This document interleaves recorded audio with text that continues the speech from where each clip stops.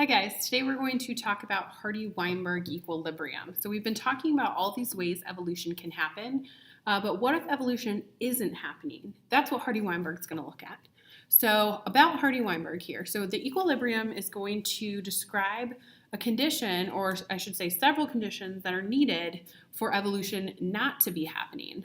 So it's a way to kind of check off if evolution's happening or not. So if something is in Hardy-Weinberg equilibrium, it means it's not evolving. If it's not in equilibrium, then it is evolving, right? Because equilibrium means to stay the same. Evolve means to change. So it's either going to be in equilibrium or evolving.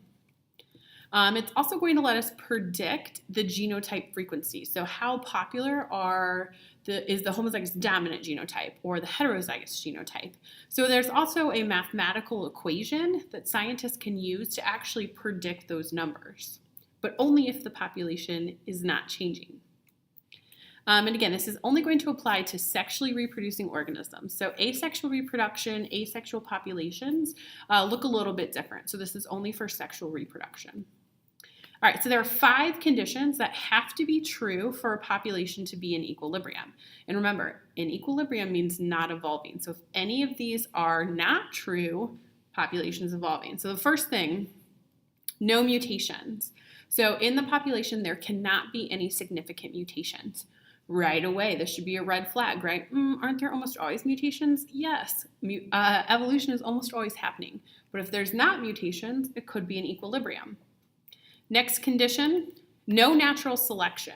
So there cannot be a phenotype that's more beneficial than another. If there is, then that phenotype is going to become more common, right? That's natural selection. But for Hardy Weinberg to be true, there cannot be natural selection. Third one, no gene flow. So you can't have immigration or emigration. That's going to introduce new changes to the population. That cannot happen, so it has to be an isolated population.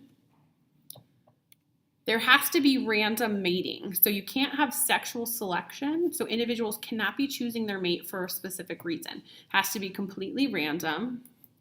And number 5, no genetic drift. In other words, you need a large population. So if we review genetic drift, remember founder effect is one type of genetic drift.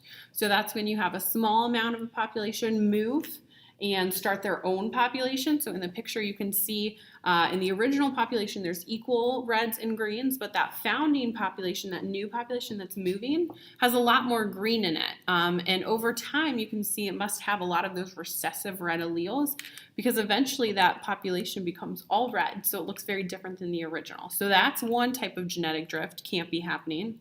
Right? The other is bottleneck effect. So bottlenecks happen when there's some kind of bad, drastic environmental change, usually, where your population size goes from very big to very small very quickly. So it could be something like a flood or a fire that just wipes out a huge percentage of the population. So you can see in the parent population, the original population, equal yellows and blues, but then there's this bottleneck effect, and you end up with more blues than yellows. So the surviving population is then much more blue than it is yellow. So again, those are the 5 things that can't be happening for a population to be in equilibrium.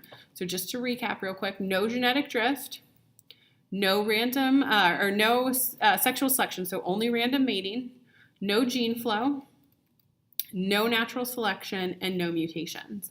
So if all of that holds true, all of these rules are in place, then your population is in equilibrium. So it has to meet all of those. So again, there can't be mutations, there can't be natural selection, there can't be gene flow, there's only random mating, and there's no genetic drift. If any of those are not true, then the population is not in equilibrium, which means it's evolving. And again, most populations are evolving. So if a population is in equilibrium, it's usually for just a tiny sliver of time before one of those things change, right? Think about mutations, they happen a lot. Think about natural selection, right? Phenotypes are consistently better than others. So it's very rare for a population to actually be in equilibrium. Let me know if you have any questions. Thanks, guys.